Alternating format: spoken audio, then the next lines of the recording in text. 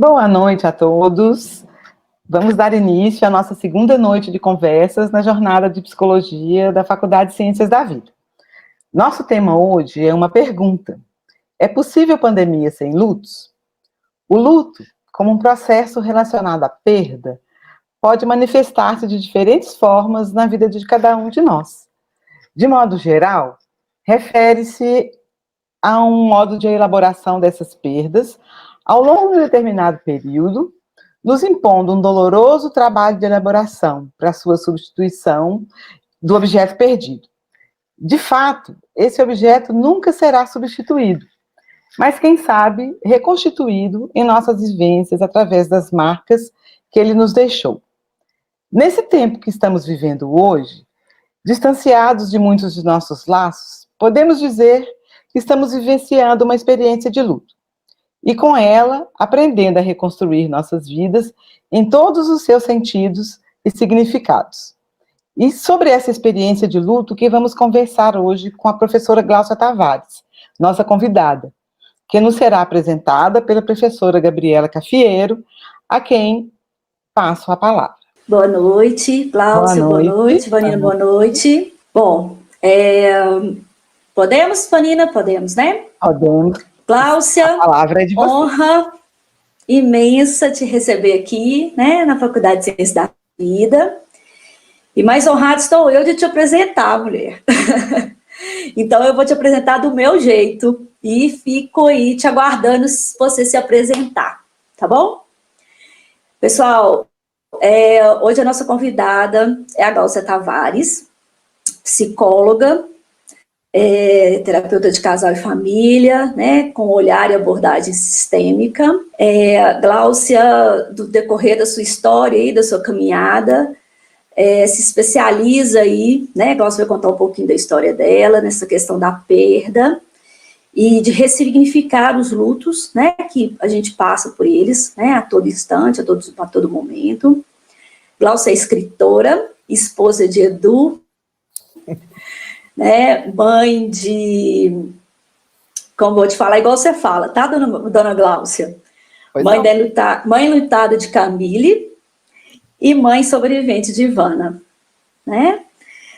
Minha querida professora, né, nos encontramos lá em 98, e essa mulher, além de todos os ensinamentos, um dos grandes aprendizados, Gláucia, que eu tive com você, foi eu entender, né, e acreditar fielmente, né, que onde há limite há as possibilidades, né?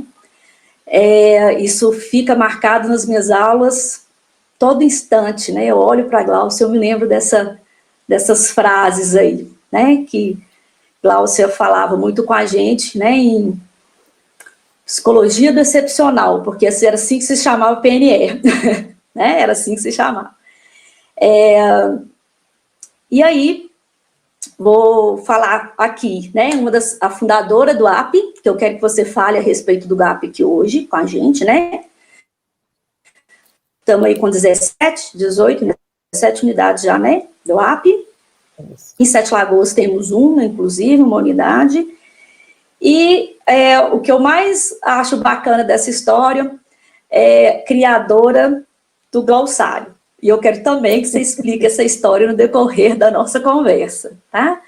Pessoal, é uma honra imensa de receber Gláucia aqui hoje, para a gente conversar a respeito se é possível ter luto na pandemia. Não ter luto na pandemia. Glaucinha, com você. Valeu. Querida, muito obrigada. Vanina, muito obrigada pelo convite. A alegria de estar aí na Faculdade das Ciências da Vida, e eu adoro a vida, então acho que bom nome, né, para um espaço acadêmico. A alegria, sim, de ser apresentada e estar com a Gabi, e eu acho isso muito bacana, e eu tenho tido grandes revelações ao encontrar aí meus ex-alunos numa caminhada profissional exitosa. E eu costumo dizer isso, eu acho que a função da docência é exatamente a gente poder avaliar que os discípulos podem e devem superar os seus mestres. E cumprimenta você, Gabi, por esse trabalho lindo feito aí em Sete Lagoas, a grande parceria aí também com a minha querida Rosália, que a gente não pode deixar de incluir nas nossas conversas, e que a gente possa, então, situar, né? Então, é por aí que a gente vai contando. Bom, e aí, me apresentando, então, né, de fato, como psicóloga clínica, sou terapeuta e faço atendimentos individuais, casal e família, faço parte, componho aí a diretoria da nossa ATF Minas, que a gente tem a grata surpresa, né, de estar expandindo. A ATF vai fazer agora 1 ano de existência, e ela, então, começou, né, o trabalho burocrático da ATF em outubro do ano passado, e na medida em que a gente estava engrenando aí questões, chega a pandemia, né, e naturalmente trazendo também ajustes.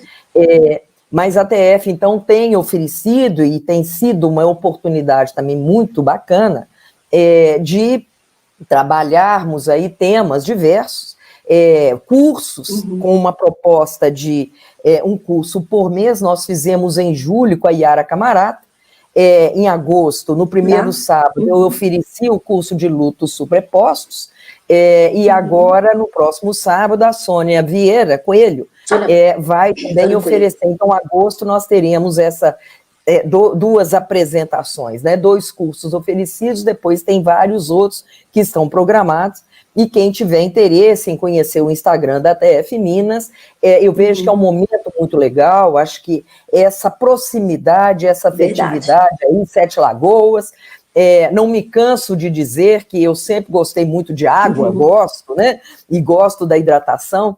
E numa ocasião que eu tinha uma clínica, éramos 7 psicólogos, e passamos uma manhã de sábado nos debatendo e tal, até que, ao final da reunião, eu saí exausto, falei, eu quero água, eu quero ver água, para onde que eu quero ir? Eu quero ir para 7, Lagoas, né? Então, adoro. Então, para mim, é meu ponto realmente de hidratação e de carinho aí também, né? E a partir daí, laços afetivos, e estarmos aqui hoje. E aí, então, não só me situando, então, na ATF Minas, como me situando dentro, sim, do meu caminhar, numa perspectiva da compreensão sistêmica, novo paradigmática, trabalhando aí com a compreensão pós-moderna, e é por aí que a gente também se situa, e depois a gente pode esclarecer, mas não é esse necessariamente o nosso ponto, né?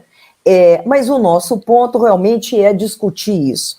É possível pandemia sem lutos? E eu acho que é interessante a gente perguntar, né? E entender que aí esses lutos, né, ele vem no plural.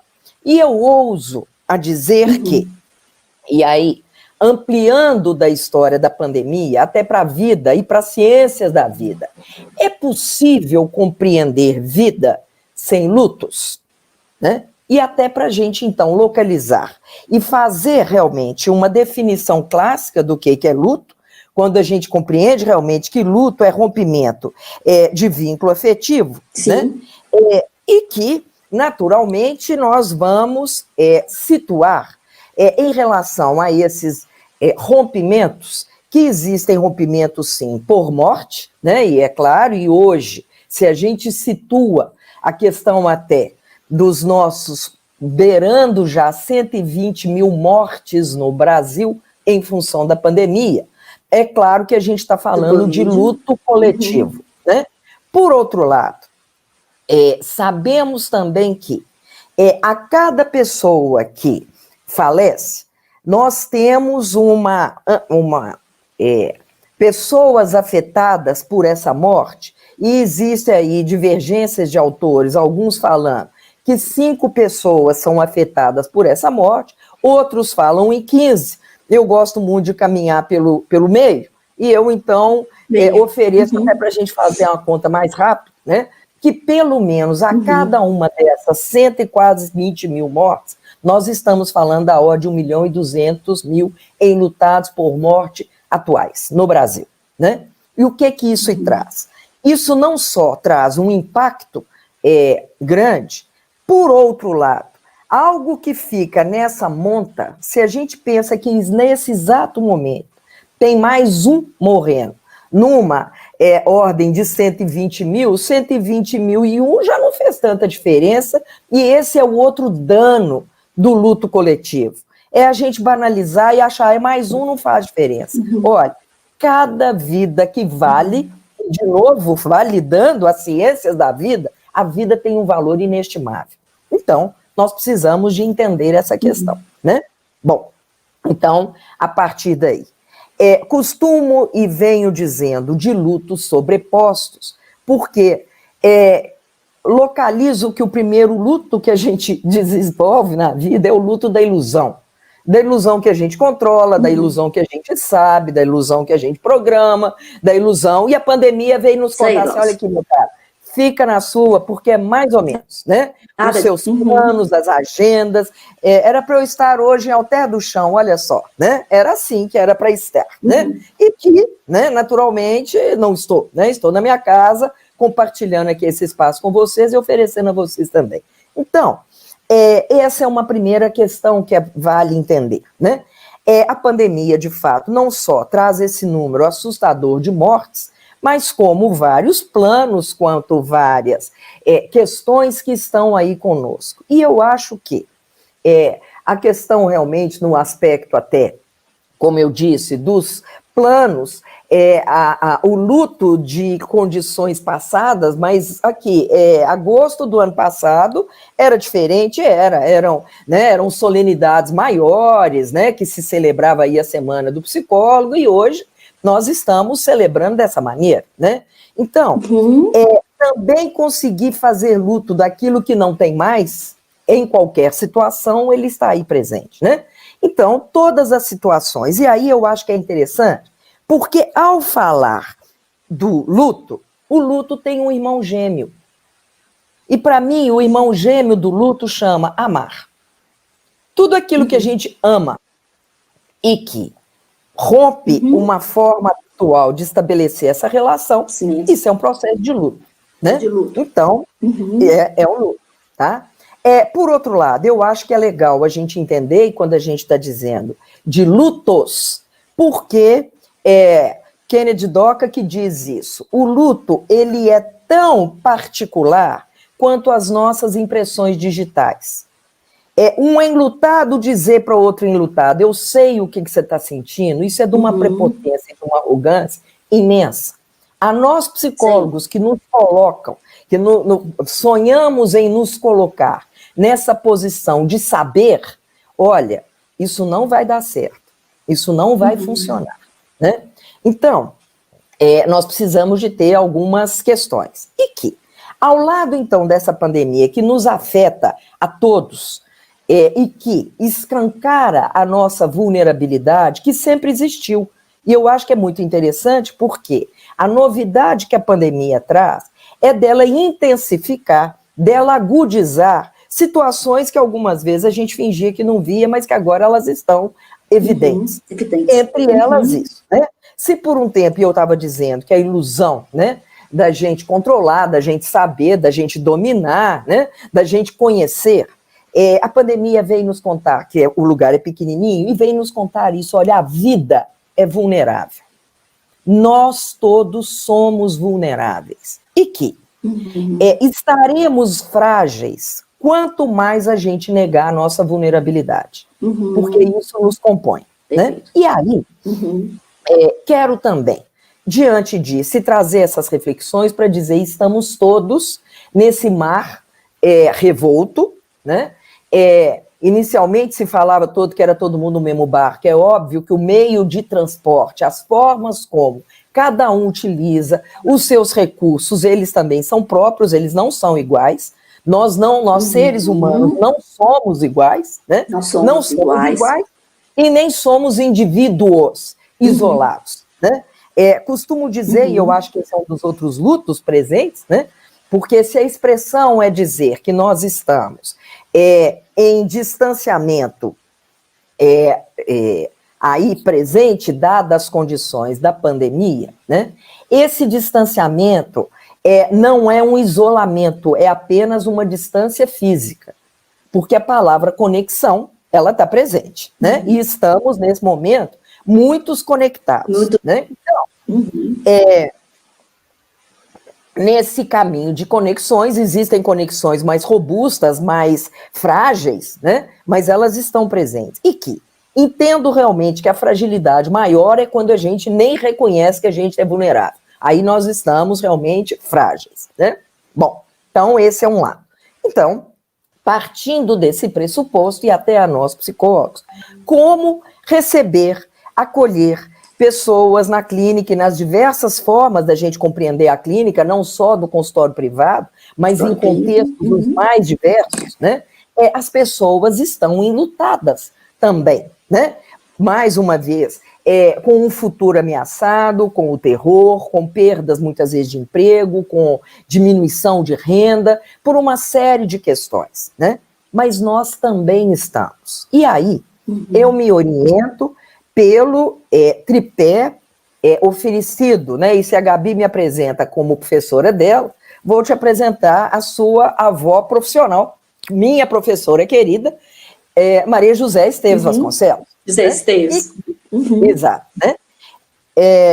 Como eu gosto muito de chamá-la carinhosamente, a minha querida Mary Jo. Então, Mary Jo organiza uma compreensão sistêmica, novo paradigmática, baseada em tripé. E eu quero compartilhar, até para partir daí, me situar também com vocês e na compreensão dos lutos.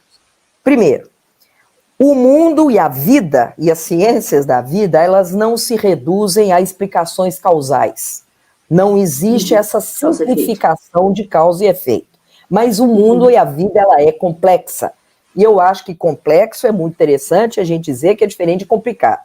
Complicado é tudo aquilo que a gente não consegue e não tem acesso. Complexo, e a palavra complexo vem de amplexos, de abraço, é aquilo que integra, é o conjunto. Então, esse momento nosso que está acontecendo, ele é composto de muitas variáveis que, de alguma maneira, contribuíram para isso acontecer. Né? É C7 Lagoas, é Ciência da Vida, é a indicação que existiu da Patrícia, é a Vanina, é a SOR, é a aposta, naturalmente estar com você, né, Gabi? E todas as pessoas que eu tenho carinho aí na Terra. Quer dizer, é um conjunto, né? E que espero que isso possa trazer. Então, esse é o primeiro pilar. O segundo pilar é que se a ciência clássica ela se orientou pela previsibilidade, o que a compreensão sistêmica novo paradigmática nos traz é que a vida se faz por instabilidade. E a pandemia nos mostrou isso de uma maneira muito, né, mais uma vez, exposta. E o terceiro pilar, né, que a ciência clássica acreditou na subjetividade e, entre parênteses, eu colocar uma objetividade, uma distância e uma neutralidade. O que a Maria José, então, nos brinda é que a ciência novo paradigmática, ela trabalha com intersubjetividade. E que, então, eu aqui dizendo a vocês, como psicólogo, compartilhando com vocês, eu também tenho dores, né? Ai daquele psicólogo que não admite que ele também não tem dor e que ele também não esteja afetado, né, por essa situação. E de que maneira que a gente conduz conversas que possam trazer e ampliar recursos, partindo desse pressuposto. Nós também estamos abalados, né? Então, acho que essa é a condição, né? Falar de luto, né, Gabi? Quando você pede até para comentar sobre o AP e tudo mais, a expressão do momento é dizer do local de fala. E o local de fala realmente não é algo que eu estarei aqui apenas teorizando, mas que eu estou falando e compartilhando, sim, parte da minha experiência, né? De experiência que, há 22 anos, como professora, docente, terapeuta, cidadã e tudo mais, fui colocada, exposta ao desafio, realmente, da minha filha caçula, que morreu. E esse, então, foi um marco, né? Foi um marco na minha vida, evidentemente, na minha vida pessoal, mas na minha vida profissional. Como um evento dessa monta, eu poderia mantê-lo de uma forma sigilosa às pessoas. No momento até que a minha secretária comunica aos clientes que eu estaria de licença, e é curioso porque o nome dessa licença de luto se chama licença de nojo, né? E eu acho que as palavras não são inocentes, quer dizer, de que maneira, e até esta época, e quando eu, então, me debrucei sobre o assunto, sobre a questão das perdas, das dores, das mortes e dos lutos, né?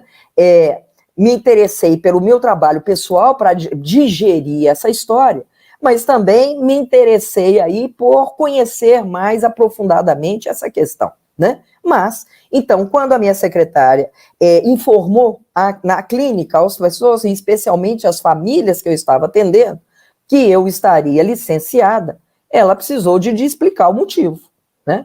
Assim como, uma semana depois, quando eu retomei as atividades, ela também comunicava às pessoas que eu estava retornando, né? Então, isso, de alguma maneira, as pessoas que eu estava acompanhando, elas decidiram voltar aos atendimentos sabendo que eu tinha tido uma ruptura significativa na minha vida, né?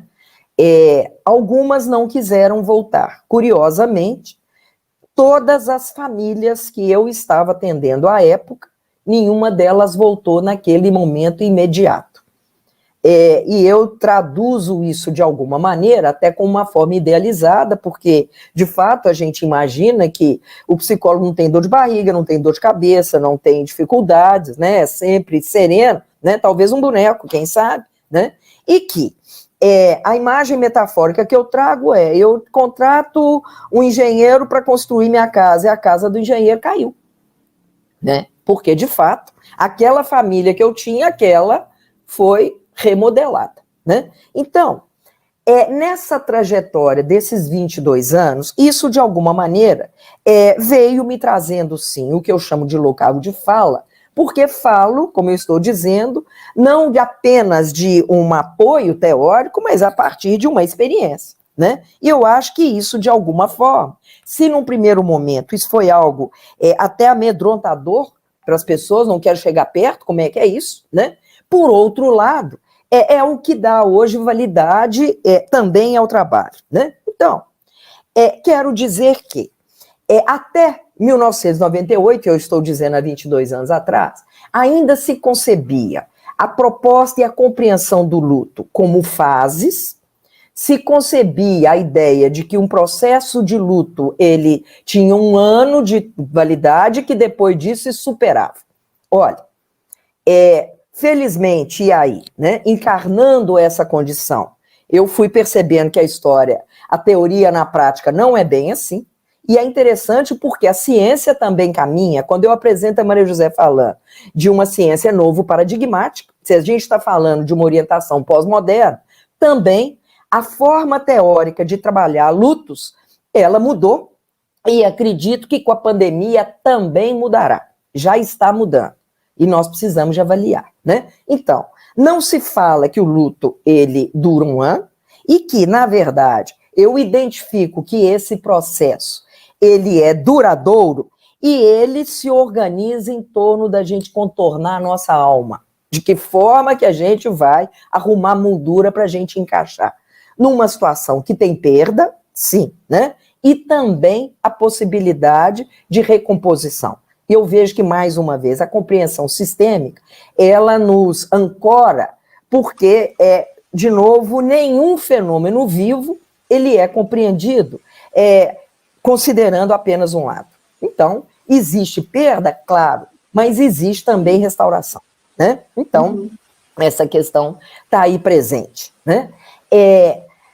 Junto, né, e na questão dos lutos das pandemias e com todas as perdas que certamente a gente sabe, nós temos hoje também perdas de rituais, e especialmente dos rituais. Isso que eu queria que você falasse. E eu vejo que aí nós, teóricos, precisamos de rever posições para a gente não fazer mais mal do que estamos fazendo. Por quê? Se até março, nós, teóricos estudiosos dos lutos, validávamos o processo de despedida, os velórios, as presenças, os abraços como algo essencial para que isso não trouxesse complicações no processo do luto, porque não se fala mais em luto patológico, até porque luto não é doença, a despeito do nosso DCM cada vez ficar maior, mas luto não é doença, é uma reação absolutamente natural diante de algo valioso que rompeu. Ué, se isso rompeu, é claro que tem dor. Evidentemente que, de que maneira, de novo, que a gente vai buscando esse contorno de algo e esse equilíbrio entre perda e restauração. Porque eles não se esgotam, né? Então, qual é a realidade que nós temos hoje? Muitas situações, especialmente de pessoas que morrem pela Covid, né, que entram no hospital caminhando, algumas vezes com alguma dificuldade respiratória, e a família recebe depois um caixão lacrado, com um velório com 5 pessoas com 2 horas de duração, né? Então, hoje, esta é a nossa realidade. Se a gente olha, de fato, para essa realidade, nós teóricos, olhamos, nossa, mas não teve o ritual, nossa, não que o quê? Nós podemos fazer 2 problemas graves. Primeiro, será que as perdas, os lutos, pré-Covid, os velórios, quer dizer que em lutar nessa época era mais bacana, e era mais leve, e era melhor do que em lutar hoje? A dor de lá era melhor do que a dor de cá? Que isso, né? Por outro lado, eu acho que é muito genial a gente poder situar que se tem restrição, e aí, como você bem disse, né, Gabi, e isso nós estamos buscando, realmente uma compreensão até do existencialismo, quando fala de limites e possibilidades. Onde tem limite, onde que existem também possibilidades criativas. E eu tenho tido oportunidade de testemunhar, acompanhar vários rituais simbólicos que têm sido muito legais, né? Onde as pessoas, sim, depois que termina essa condição e essa ação com tanta restrição, é possível as pessoas se reunirem nessas lives. É possível as pessoas prestarem homenagens. É possível elas poderem marcar essa data, até que não tenha que ser imediato. É possível que elas gravem esses eventos e que eu não estou nem comparando que é melhor ou que é pior. Eu estou dizendo que é hoje uma modalidade. É possível. Há toda e qualquer limite, e eu faço até uma distinção conceitual de que limite é diferente de limitação. A ideia da limitação é que não tem saída. Aliás, eu adoro a ideia do não ter saída, né? Com frequência a gente escuta as pessoas dizerem: estou num beco sem saída. Meu querido, se você entrou no beco, você tem saída, né? O que entrou vai para sair, tá certo? De que maneira, quer dizer, esse lado criativo, e eu acho que aí pandemia que não tenha lutos, no mínimo, e se a gente está dizendo que estamos expostos à nossa vulnerabilidade, que são os limites, podemos ter a humildade de buscar opções. Por quê? Todo e qualquer processo de luto, e eu digo que eu posso ter processo de luto desde a perda de emprego, a decepção com um amigo, a quebra de um objeto. Se eu não tiver humor e humildade para lidar com essa história, não é para negar, não é fazer de conta, mas é poder enfrentar com o direito de tornar essa experiência mais leve.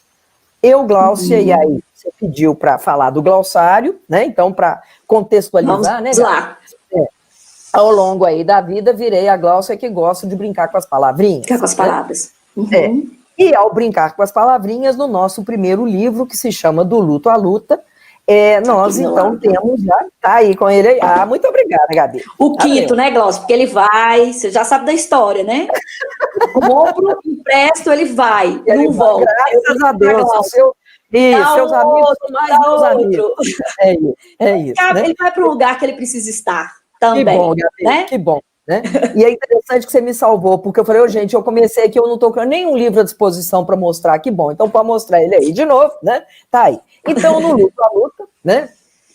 Lá eu fui brincando também com as palavras, organizando forma de brincar com as palavras, e aí surge o jeito Gláucia de brincar com as palavras, que virou o glossário, né? Que é essa questão, e chamando atenção para isso. Olha, se antes de 1998, se lidava com a compreensão do luto como algo para ser resolvido, né, que era para, então, acabar em um ano, né,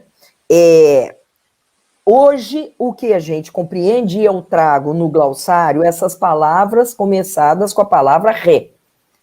Até para poder dizer, olha, se a gente vai em frente e temos um obstáculo, uma obstrução no caminho, é natural que a gente dê uma ré, né?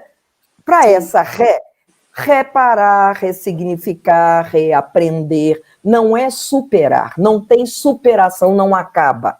Não acaba porque, como a gente está dizendo, se o luto é irmão gêmeo do amar, e eu digo que amar é diferente de amor, amor é posse, é meu, amar é uma disposição, é uma ação. Né? A despeito de não ter presença física. Né? Mas digo também, e amplio, e se a gente está dizendo que tecnicamente o luto está relacionado a rompimento de vínculo significativo, digo também que na vida, quem não sabe fazer luto, e voltando para a questão da pandemia, se na nossa pandemia nós não soubermos fazer luto, nós vamos viver muito mal. Não só na pandemia, como na vida e na ciência da vida. Digo que fazer luto, a meu ver, é poder validar o ato de escolher. Toda e qualquer escolha é luto. Porque eu priorizo algo, mas também eu renuncio. Nesse momento, querida Gabi, nós renunciamos ao resto do mundo para estarmos aqui. Né?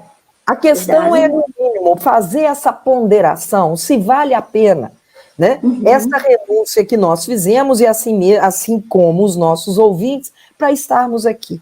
Porque ocupar um lugar onde a gente está, e que talvez ter essa noção, né, de que nós temos um tempo escasso de vida real, ele acaba.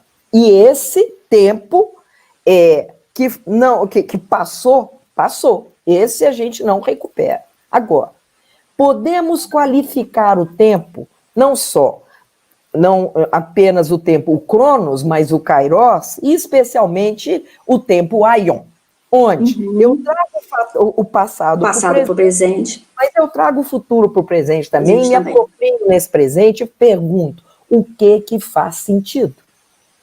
E gosto muito, né? Eu vejo que o convite para a gente refletir dos inúmeros lutos é começar a avaliar isso. Que sentido que isso tem? O que a gente pode aprender? E vejo que o sentir, ele tem duas compreensões. O sentido como algo que eu sinto, e é uma biodigestão, mas o sentido também que me orienta para a vida e que me dá caminhos. Né? E aí, falando então do local de fala, né, dessa questão de eu, então, uma terapeuta, uma docente, uma cidadã que me tornei enlutada, né, com uma filha de 18 anos que comete a descompostura de ir para um churrasco e ter um acidente onde ela era passageira de um carro com um jovem que tinha bebido, né, e de alguma maneira ficou barato. Eram 4 jovens, só morreu uma. Foi assim que a gente foi notificado. Só morreu uma. Né? Foi assim que lembro dessa história. Meu marido, né? E perguntou ao meu marido o seguinte: o que é que o senhor é dela? Ele falou: pai. Né? E foi só uma. Né? Então, é uma vida. Né? E essa vida faz toda a diferença. E que, certamente, para nós, e eu vejo que essa acolhida social, esse amparo social que a gente recebe é uma coisa muito boa, mas que a tendência com o tempo passar. E eu dizia, então, sim, para minha filha sobrevivente a essa história, olha, cuidado, porque é muito bom o dengue, é muito bom a atenção das pessoas, mas se o preço para isso é a gente ter que estar no lugar de vítima eterna das circunstâncias, esse custo é muito alto, né? Então, de que maneira que a gente começa a se organizar? E aí, conversando com meu marido, passados, então, os 6 meses, né, e caminhando, então, para outubro, agora outubro, então, a nossa rede vai completar 22 anos. Né? Eu tinha 2 questões. Primeira questão está na hora de caçar a nossa turma, porque a nossa presença, muitas vezes, ela é indigesta. Né? Se por um primeiro momento recebemos sim, e agradecemos muito amparo, num determinado momento, não vamos falar mais nisso, né? Supera, acaba com isso e engole, né? Então, assim não dava, né? Adalberto Barreto sempre nos ensina, né? Aquilo que a gente boca não fala, né? O corpo fala. O corpo vai doer, né? Então, felizmente, à época, nem eu, nem meu marido, nem minha filha, precisamos fazer sintomas físicos, graças a Deus, né? Mas precisávamos de procurar nossa turma. Além disso, outubro chegando, eu tinha também uma outra questão. Como que passa Natal sem filho? Sem filho. Eu não sabia o que é isso, e para mim, Natal era um momento de integração, de reunião de família, né? Então, vamos buscar a nossa turma. Não tínhamos aí as vias de acesso a informações com a facilidade que a gente tem hoje, né? Mas começamos a pesquisar e descobrimos, primeiro, como é que a gente procura a nossa turma? A nossa turma não tem nome em língua alguma. Verdade. Você fica viúvo, você fica órfão, mas quando perde filho, o máximo que a gente escuta rompeu a ordem natural. Essa ordem natural não está registrada em cartório? Em lugar nenhum. Não, mas a nossa mente que mente gosta de inventar essas graças, né? Os portugueses inventaram a palavra desfilhados para pais que perderam filhos, mas não deixou de ser filho, o filho não deixou de ser filho, né? Bom, então, uma vez que não tínhamos uma palavra para nos encontrar, né, começamos a nos organizar e rapidamente identificamos entre pessoas conhecidas 12 casais que tinham perdido filhos. E dessa maneira a gente iniciou a nossa primeira reunião. E naquele momento era do AP, era o grupo, né? Naturalmente, então, a presença do meu marido trouxe uma robustez para a ideia, fortaleceu a nós como casal, como uma proposta, né? E nesse primeiro momento, a proposta era acolher casais, exclusivamente casais que tinham perdido filhos. E assim nasceu o AP, né? Com encontros na minha casa, e que, passado algum tempo, a gente foi propondo às pessoas que também recebessem nas suas casas, até para que a predominância era da presença das mulheres, e uma vez que elas também ofereciam as casas, as famílias começavam a participar. Né? Aí, isso foi tendo uma divulgação maior, e eu não podia ir para a televisão e para as mídias falar, olha, a reunião, a próxima, vai ser na casa do fulaninho e tal, né? Então, a gente precisou de organizar um espaço que não fosse o espaço doméstico para que a gente pudesse divulgar esse caminho, né? Bom, aí tem vários percursos e chegamos, então, na nossa rede AP, situando agora 2020. Então, a rede AP, de fato, ela se expandiu, né? Como a Gabi disse, hoje são 17 unidades, tendo a honra de Sete Lagoas sediar mais uma unidade da nossa rede AP, uma vez, e aí o AP, né, não tem nome, então, especialmente para esses pais que perderam filhos, né, mas surgiu a proposta do AP, que é o apoio a perdas irreparáveis, né, e que há 4 anos o irreparável ganhou parênteses, e que chama de ir para reparação. Então, ele também mudou, as logos mudaram, agora, então, ela é maioridade, essa aqui é a logo AP, né? A colmeiazinha. A colmeia está aqui presente, né? E a colmeia também é um anagrama e um desdobramento do AP, né? Se AP é apoio a perdas irreparáveis, e é um convite em inglês à subida, o AP, né? Também tem a ideia, sim, da abelha, da colmeia, do trabalho em coletividade, né? E a gente entende que toda dor muito grande, ela é bem sustentada se ela tem uma participação coletiva. E eu acho que essa é uma questão, né? Que é um conceito que está aí presente, até o conceito de resiliência, e que eu prefiro adotar o conceito de resiliência europeu e latino e não americano. De uma resiliência como um atributo individual, até porque eu não reconheço o indivíduo, mas reconheço a nossa condição de sermos em relação. Então, resiliência não é uma característica que uns têm, outros não têm, mas realmente é um espaço e é uma condição que se desenvolve no coletivo, né? E a colmeia, então, ela passa a ser esse solo que oferece e abre resiliência. E a colmeia é um anagrama que a Gláucia, então, não poderia perder de comunidade organizada, levantando meios de expressar e inspirar alegria. Tudo então, bem, Gláucia. Esse, de novo, ao lado dos limites e das possibilidades. É claro que tudo tem dor e tem tristeza, mas tristeza não é depressão. Tristeza é apenas o outro lado da alegria, assim como a alegria é o outro lado da tristeza. Eles não são antagônicos. Então, falarmos de lutos e também falar de alegria não é uma alegria maníaca que nega a tristeza, não.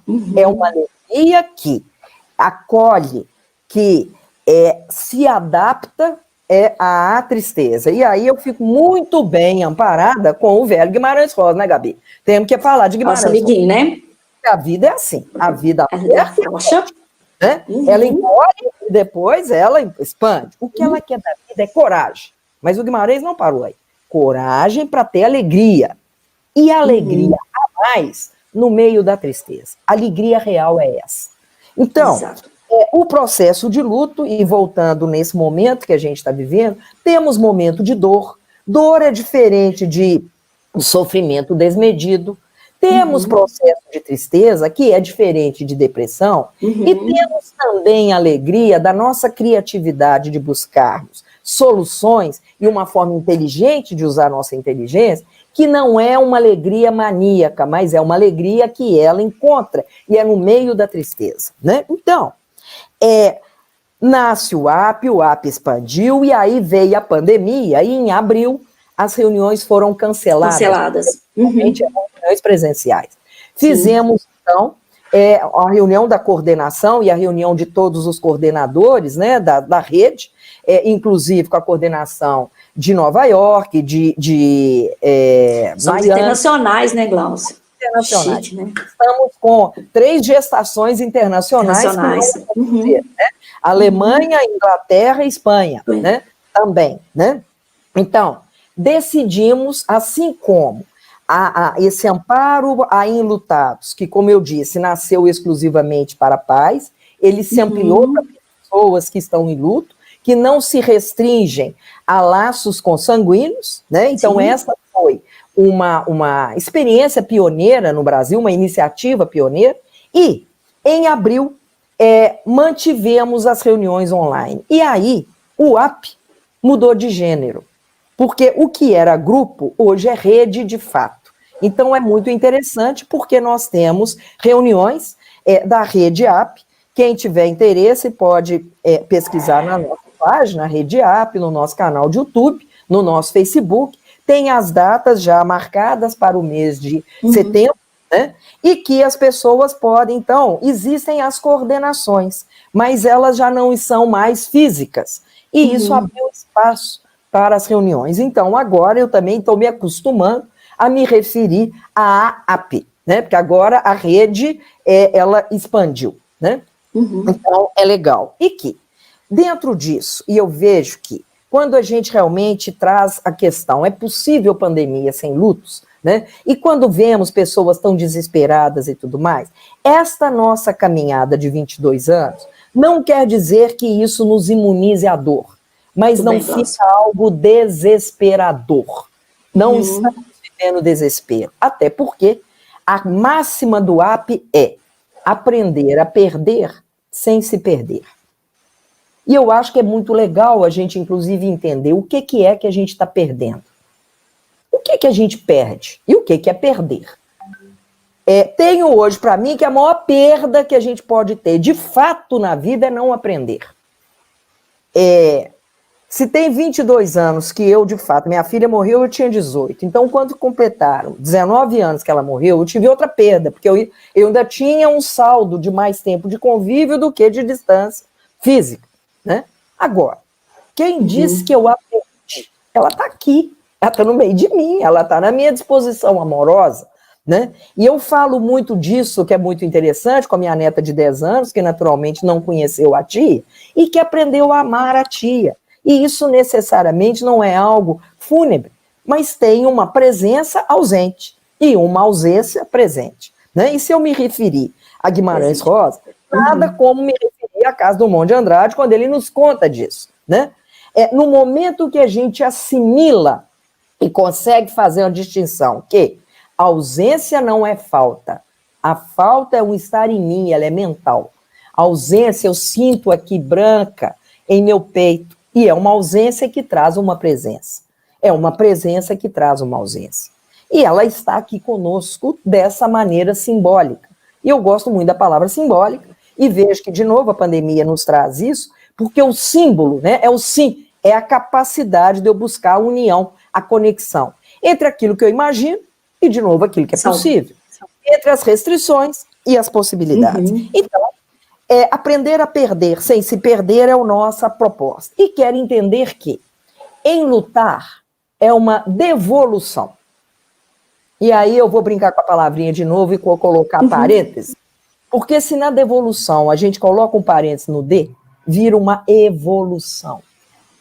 E é possível essa leveza. Um pouquinho antes aqui de estar com vocês, eu estava atendendo uma cliente que está em processo terminal, muitas metástases, e eu venho já acompanhando há muitos anos.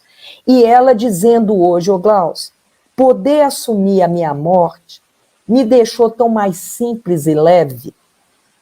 A vida está muito mais simples. Ela está fazendo a organização do armário dela, falando, eu pude dar tanta roupa com etiqueta que eu nem usei, tantas coisas, porque hoje eu descobri que o que me mantém nessa vida não é coisa.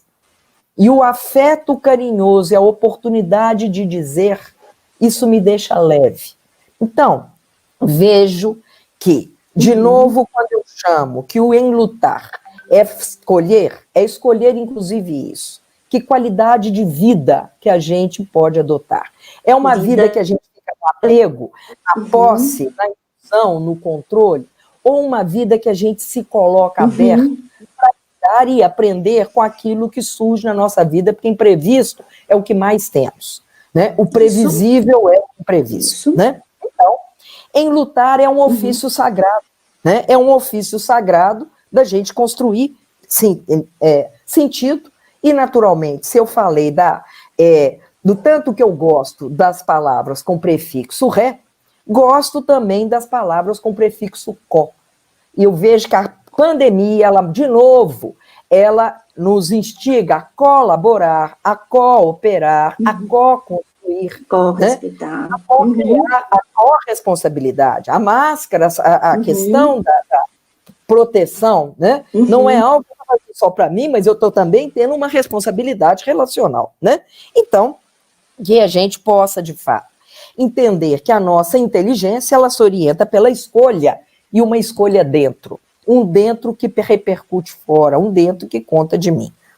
Então, que essa inteligência orgânica, visceral, ela é diferente de ter um monte de acúmulo de conhecimento que a gente não usa. E que, para mim, o que eu tenho a dizer, eu não marquei meu tempo, mas eu acho que já deve estar caminhando, né? A minha maior prova, como terapeuta, diante dessa questão era, olha, aqueles pressupostos que se orientaram para também ter recebido pessoas que tinham perdido e que não era com a frequência que eu recebo hoje, naturalmente, mas aquilo que você acreditou para essas pessoas, dessa fonte você também bebe? Eu acho que isso me deu uma sustentação muito grande. Perfeito nós não somos, domínio nós não somos, não teremos. Mas buscar coerência, consistência e, naturalmente, ter aí, né, essa condição, né, consistência, coerência e qual que é a outra? Consistência, coerência.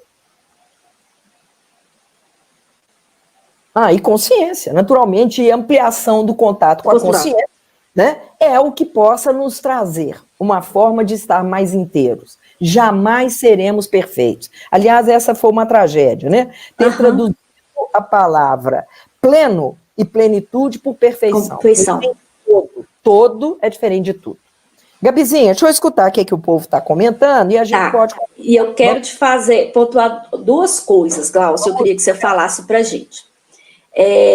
Então, né, a gente, para quem não leu, fica a dica aí do livro, né, inclusive o segundo livro, né, que você escreve com Edu, né, que a vida continua, mas é muito pontuado, né, tanto no da luta do Luta a Luta, você fala uma coisa que eu acho sensacional, Glaucia, dessa história do enlutar como não uma briga antagônica com a vida, né? E a gente fica tentando, a gente fica nesse lugar de brigar, né? Quando a gente está enlutado, né? Nessa questão do luto, de brigar, questionar, fazer-se entender algo que às vezes não é entendível, né? Com a vida mesmo, esse questionamento. Queria que você trouxesse isso, e queria que você trouxesse também essa questão de a gente ainda, né, viver o luto como de estar num lugar muito pejorativo, né? Porque quando a gente fala luto, né? Como diz você, aquele nojinho, né? Dessa questão de não vamos falar a respeito disso, né? Melhor não falar, porque falar dói, né? Enfim. Duas questões. Eu agradeço, Gabi. Primeiro, eu faço uma distinção, e quando você fala do brigar, é até natural que é algo que rompe, né? E rompe laço afetivo, rompe as rupturas várias. Se alguém falar, oba, tô adorando, esse ficou doido, né? É claro que tem uma reação inicial de não achar bom, não gostei, não achei bom, né? Agora, reação e reagir é chamar para briga. E é uma briga ruim, porque a gente já perdeu, né? Agora, já perdeu ao lado da reação, eu quero oferecer um L, apenas. No glossário eu ofereço um L, da reação para relação, né? E a relação, ela me convoca para fazer inúmeras perguntas. Relacionar é fazer perguntas sem pressa de ter resposta, não é inquérito. Não precisamos de ter pressa, até porque as perguntas, elas não variam muito, não. Mas as respostas, elas podem ser atuais e atuantes, constantes. Então, que a gente possa começar a perguntar isso mesmo, né? Com quem eu conto, o que eu posso fazer e tal. E chamando a atenção que duas perguntinhas que alimentam a reatividade é o tal do e se? E se eu não fosse, se tivesse, e se? Olha, isso é conversa esquizofrenizante. E se funciona muito bem quando a gente está planejando coisas. E se eu for, e se eu vier e tal. Agora, e se para trás, é tortura. E se eu não tivesse feito, e se eu fosse você, meu bem, doido, isso é doideira, né? E nós precisamos fazer uma distinção, o que é doido para doído. Doido é ficar no e se. O outro é o porquê. Por que eu? Por que comigo? Por quê? Por quê? Por quê? Olha, essa pergunta, ela alimenta a reatividade. O porquê, e quando a gente está dizendo que a Maria José trouxe, que a vida não se encaixa em relações causais, nós, quando estamos começando uma compreensão, se eu começo algo perguntando por quê, a resposta é rápida, é porque sim, porque não, acabou a conversa. Não rende. Mas quando eu converso o quê, como, para onde, por que não? Para quê? Tá? E aí a gente pode, para quê? Né? Tem outras perguntinhas muito legais, tá? Então, com sim, o porquê a gente alimenta a briga, que é a reação. Com o como, para onde, desde onde, né? Eu posso, e especialmente, ter de novo a humildade de se abrir para pedir, e não é uma exigência, pedir aquilo que cabe, né? E relacionar isso, né? Saber o que eu quero, a quem eu me dirijo, o que é que eu preciso fazer. O que eu quero, o que eu posso e o que eu devo. Isso é saúde relacional, isso é relação, né? Então, é nesse sentido que eu faço essa distinção. Claro que dói, né? E tem um prazo para doer? Tem, menina, tem, mas a partir daí, onde é que a gente pode buscar esses caminhos? Não é negar a dor, não, né? É dentro da dor que a gente vai descobrir bem-estar, é dentro dela, né?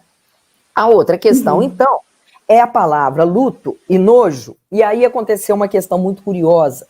eu tenho um sobrinho que ele trabalha num projeto para emagrecer. Então, é um trabalho... Você falando da live. Então, a história é essa. E que ele não conseguia compreender como que as pessoas, né, diante dessa mudança, era obesa e virou magro. Não, que legal. Olha, meu bem, isso é luto. Né? Se a gente lembrar, e eu quero lembrar aqui, qualquer mudança era ruptura. Hã? Congelei? E como? Não. Tô falando, e como é luto? Percebe? É uma mudança. Né? Mesmo que seja. E aí, até ganhar muito dinheiro, e isso já aconteceu. Né? Já foi feito um estudo em loteria esportiva que 10 pessoas ganharam em loteria esportiva quantia vultuosa. Essas pessoas foram examinadas 10 anos depois. Apenas 2. Perderam. 8 estavam em condições sociais, emocionais, afetivas, familiares, piores do que ano do prêmio. 8 em 10. Então, não é simples. Até para receber um elogio, né? Nós, mineiros, já sabemos na ponta da língua que se alguém nos elogia, a gente rapidamente... Nada bem, bondade sua. É sua. É bondade sua. E a gente joga fora. Então, presta atenção que todas as mudanças, elas têm acompanhada de luto. Mesmo uma coisa muito legal. Né? Quantas pessoas que, de fato, têm uma ascensão social, profissional, isso não é a coisa mais difícil da vida. Não é. Mas é saber manter. E é saber, inclusive, também sair. Né? Estávamos comentando aqui e tal, e depois da nossa carreira, né, na FUMEC, cuja qual eu tenho uma ligação afetiva muito grande, né?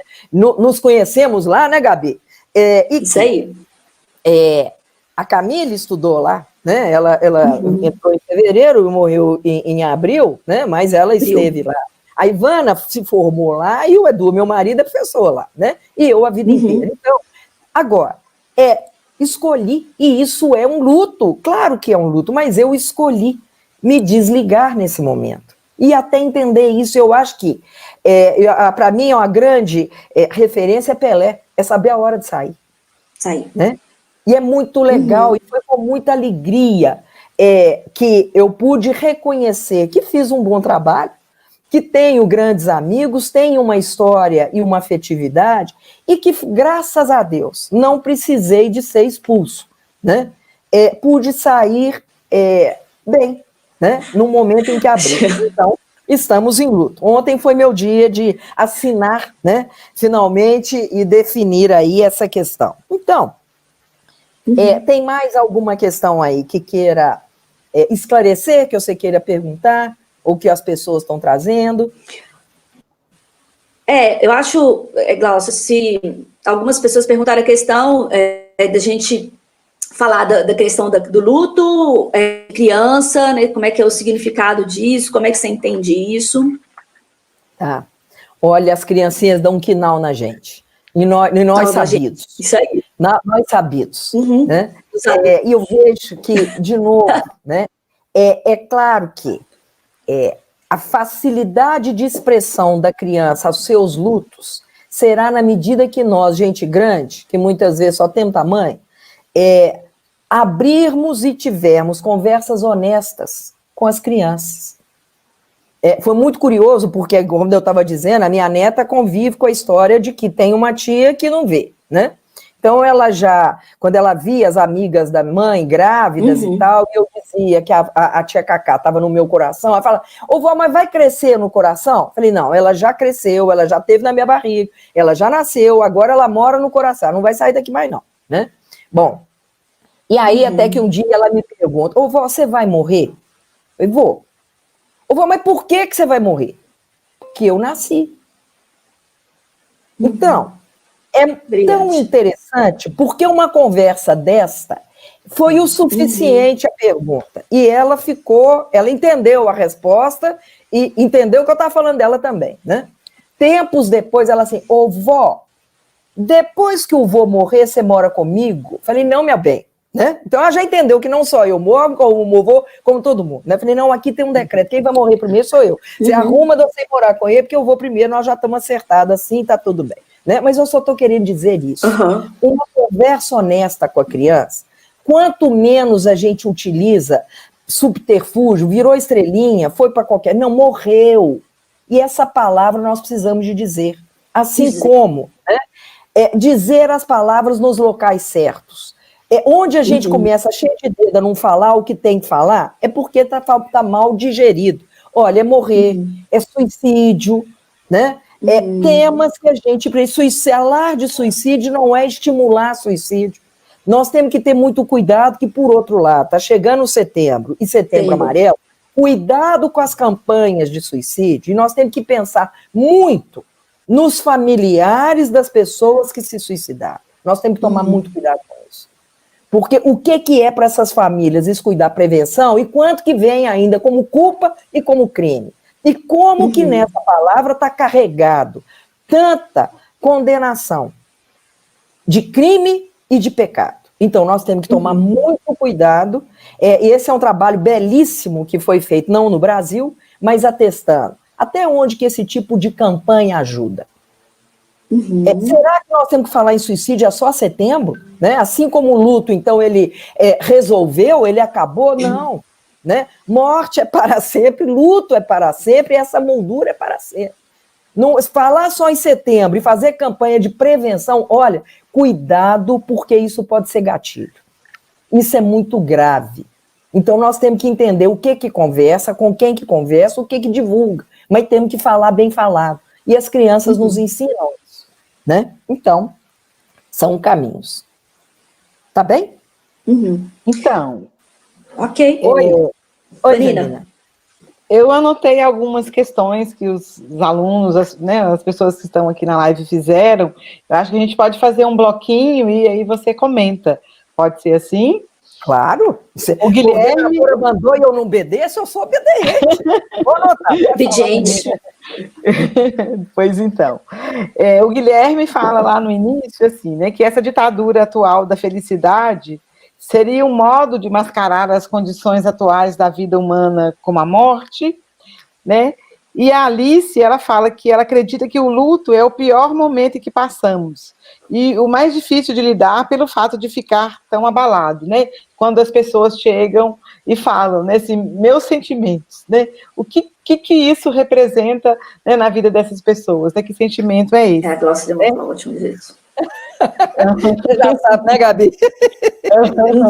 Então, e a Laura, ela pede que você comente, né, isso que está aí, né, está colocado na tela, né, a escolha dos estados e países por quem vai viver ou morrer pela condição, né, de quem ainda é produtivo ao mercado. Acho que são 3 questões que acho que vão nos ajudar a pensar um pouco mais essa, né, o que várias outras pessoas colocaram aqui. Tudo bem. Então, vamos lá. A questão, então, da ditadura que o Guilherme está trazendo, né, da felicidade. Olha, se a gente entender que felicidade é ausência de dor, que felicidade é ausência de frustração, nós estamos muito precários. Se a gente quiser, de fato, saber por onde anda a nossa maturidade existencial, eu digo, me conta como é que você lida com frustração. Tá? Vida sem frustração, ou achar que você vai resolver frustração na farmácia, porque esse é um outro lado, né? A medicamentização de criança que não pode ser frustrada, gente, isso é uma deturpação horrorosa, né? Em nome dessa felicidade plástica, não, dá licença. Então, nós precisamos de buscar, sim, essa questão da frustração, né? E é muito interessante que a etimologia aí vai nos contar de contratempo. Que tempo? Esse tempo que a gente imaginou, olha, a vida nos surpreende. E aí, quando fala do luto como algo pior, olha, se eu pressuponho que algo é pior, então o que é melhor? Porque eu só posso pensar em alguma coisa pior se eu penso em que é melhor. Contraponto a outro. Qual que é? Né? Ganhar, vamos supor que a Vanina sai daqui e ganhou um carro 0. Olha, Vanina, melhor. Olha. Um Mercedes, errado. Tá? Vendo ele na primeira concessionária. Não, vai ter que ficar com ele um pouco, né? Sim, com certeza. O que ganhar um negócio desse pode te dar. Será que vende? Onde que vai guardar? Será que arranha? Né? Quer dizer, Quem diz, e não estou dizendo que não tenha vantagem, que eu não tenha até inveja de você ganhar a Ferrari ou não ganhar, nada disso, tá? Agora, não existe, eu acho que é primário a gente dividir a vida, de fato, de novo, em formas antagônicas. Ou é ganho ou é perda. Ou é perda. Não, a vida é por complementariedade. Né? Perder e ganhar é junto. É claro que uma pessoa que está ali com as vísceras ensanguentadas, num luto ali naquele momento, e eu perguntar para ela, o que você está ganhando com isso? O nome disso é crueldade. Isso não cabe. Naquele momento está doendo demais, e nem cabe isso, e que a gente possa, sim, sermos acolhedores. Agora, à medida que tem uma caminhada e digerindo, vamos conquistando aprendizados. Essa é a proposta de um atendimento em psicoterapia de luto, que essa é uma outra questão que vem me assombrando, né? Exatamente em tempos de pandemia, e que muitos psicólogos, assim como aconteceu em Mariana, assim como aconteceu em Brumadinho, né? Que vai um monte de gente sem preparo algum, sem preparo pessoal, sem preparo técnico, e vai se arvorar, e pior que não ajudar é atrapalhar. Então, cuidado com isso. Enquanto isso, para nós, de fato, for nojo, for algo evitável, for algo tenebroso, for algo que na minha vida eu não posso caber, não mexe com isso. Não entra nesse assunto, que esse assunto você não tem competência, e você vai fazer mal a você e ao outro. Até porque não existe bem-estar de um lado só, e nem mal-estar de um lado só. Não existe. Então, que a gente tenha noção do tamanho disso. Agora, posso atestar que, de novo, quem não sabe na vida fazer luto vive mal, porque nós estamos fazendo o tempo inteiro. Nós precisamos de avaliar isso. Então, como é que a gente está lidando com essas histórias, né? E como que a gente está lidando com a efemeridade da vida? A vida é assim. Ela não está parada para você aprender, não, né? Me lembro muito da metáfora do Rubem Alves, quando ele diz, é muito curioso nos aniversários, que as pessoas cantam parabéns e sopram vela, né? E ele diz, nós estamos soprando a vida já vivida. Você soprou a vela do vivido, porque o que vem para frente, eu não sei nem se chega até amanhã. Não sei. Né? Assim como também o Rubem Alves não comenta, olha, é muito esquisito o tal do currículo vitae. O currículo devia chamar currículo mortis, porque você registra o que você já fez.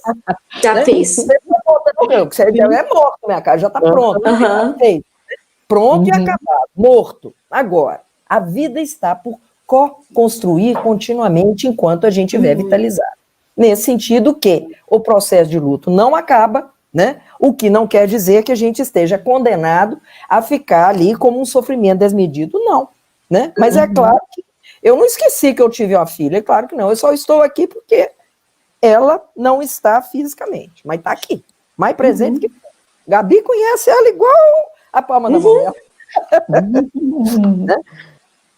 Bom, vivi essa história, né, Glaucia? De um jeito ou de outro, vivemos essa história, claro, né? Claro, acompanhou. E aí, na história dos meus sentimentos, eu me lembro da minha professora Letícia Barreto, que eu tive a oportunidade, não só de ser aluna, como acompanhar no processo dela de morrência. Nós fizemos o velório dela, e ela falou, eu quero estar presente no meu velório, ela me contratou. E nós tivemos e ela sempre muito bem-humorada, uma pessoa fantástica. Ela falou, no meu velório eu quero estar presente. Foi uma das coisas mais tocantes que eu tive a oportunidade de presenciar, né? Mas ela dizia que quando a mãe dela morreu, que as pessoas a cumprimentavam e diziam, meus sentimentos. E ela dizia, bastam os meus. Eu acho ótimo. Isso é a cara de Letícia Barreto, né? Que escolheu fazer e participar do velório dela. Eu escolhi no meu caixão, eu gosto muito de vinho, eu venho, então, recolhendo rolhas de vinho, que eu falei, eu não quero flor, não, eu quero rolha de vinho. E pode depois ser reciclado. Se alguém quiser, então, de vez em quando eu tenho um amigo que ele trabalha em loja de vinho, me dá um saco de rolha, eu falei, menino, você tá achando que é para amanhã? Pode ir mais devagarinho, mas eu quero é rolha, no meu caixão eu quero é rolha, né? Quero arroiar eu. Então é assim que eu quero. Né? E que eu acho que a gente merece conversar a esse respeito. É uma boa conversa para domingo depois do almoço, eu acho que vale a pena a gente introduzir e ter honestidade para entender. Não ficaremos para semente nenhum de nós. Nem nós terapeutas, nem os nossos queridos, não. Né? Agora, Enquanto a gente julgar isso para debaixo dos panos, fizer de conta, certamente, aí eu posso afirmar, quanto maior a aversão à ideia da morte, mais a sua incompetência de viver. Estando na Faculdade das Ciências da Vida, é hora de conversar sobre a morte. Sim. E eu agradeço aí a iniciativa e a oportunidade de estar nas Ciências da Vida falando sobre a morte. Muito bem, Gláucia. Muito bem, Gláucia. Acho que assim, a gente está chegando já no final, né? Assim, nós falamos aqui durante já quase 70 minutos, né? Já passamos aí de 1 hora. Eu acredito que as pessoas, né, assim, colocaram um monte de coisas que você disse, você, né, nas suas falas, nas suas ressignificações, né, desse tema, que foi, assim, muito importante, né, acho que para, né, estudantes em formação, né, saber lidar, né, com um tema que tem sido tão recorrente, né, nas nossas clínicas, né, assim, não só falar, né, da perda física, né, de alguém, mas como, por exemplo, a gente tem, né, alunos atendendo casos, né, de abuso de crianças, que também é um modo de viver o luto, né, assim, coisas que estão aí na mídia, mas também estão nas clínicas, né, de psicologia, dos nossos espaços de trabalho, dessas perdas do trabalho, né, pessoas ficando, né, sem trabalho, das perdas, né, do próprio espaço de encontro, né, que a gente tinha lá nos pátios, né, da Faculdade de Ciências da Vida. A gente está vivendo também esse distanciamento, né, que também é um modo de viver o luto. Eu acho que né, assim, a nossa escolha por poder falar disso foi que nos levou até você, né, falar disso e falar, né, também dos outros temas que a gente vai abordar, né, acho que nós não temos como dizer assim, muito obrigado, né, muito mais do que isso, né, a Gabi, né, sabe bem dizer, vou deixar para ela finalizar com um agradecimento, né, em nome da nossa faculdade. Eu quero só acrescentar, né, ao lado dessas perdas, a perda do abraço. Sim, agora, sim. Por outro lado, nós podemos abraçar com as palavras.